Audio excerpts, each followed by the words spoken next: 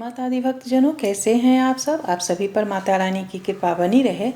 चलिए आज कथा श्रवण करते हैं श्री गर्ग संहिता के गिरिराज खंड के 8वें अध्याय का।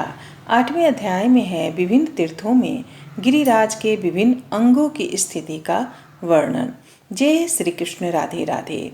बहुलास्व ने पूछा, महाभाग देव, आप पर अपर भूत और भविष्य के ज्ञाताओं में सर्वश्रेष्ठ हैं। अब बताइए, गिरिराज के किन किन अंगों में कौन कौन से तीर्थ विद्यमान हैं। श्री नारद जी बोले, राजन, जहाँ जिस अंग की प्रसिद्धि है वही गिरिराज का उत्तम अंग माना गया है। क्रमशः गणना करने पर कोई भी ऐसा स्थान नहीं है जो गिरिराज का अंग न हो।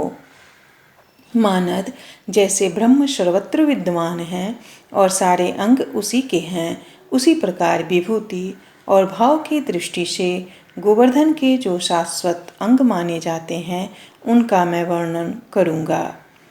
श्रृंगार मंडल के अधोभाग में श्री गोवर्धन का मुख है, जहाँ भगवान ने ब्रजवासियों के साथ अन्नकूट का उत्सव किया था। मानसी गंगा गोवर्धन के दोनों नेत्र हैं।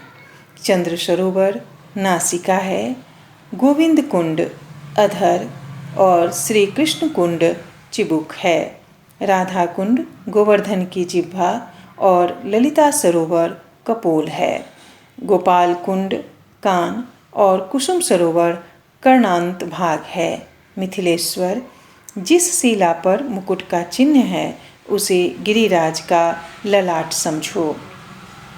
चित्रशिला उनका मस्तक और वादिनी शिला उनकी ग्रीवा है।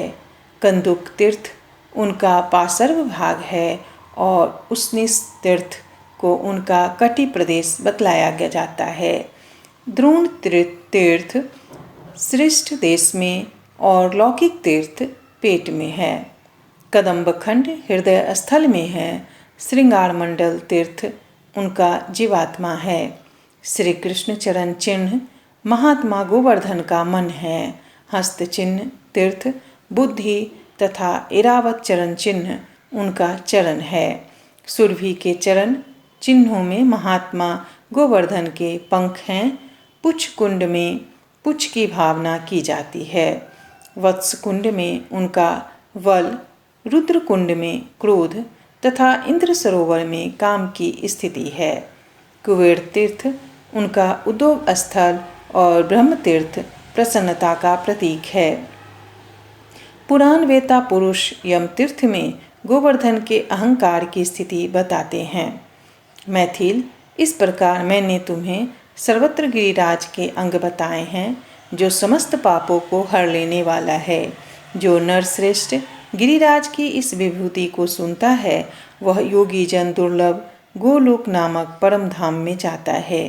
गिरिराजों का भी राजा गोवर्धन पर्वत श्रीहरि के वक्षस्थल से प्रकट हुआ है और पुलत्स मुनि के तेज से इस ब्रजमंडल में उसका शुभागमन हुआ है। उसके दर्शन से मनुष्य का इस लोक में पुनर्जन्म नहीं होता।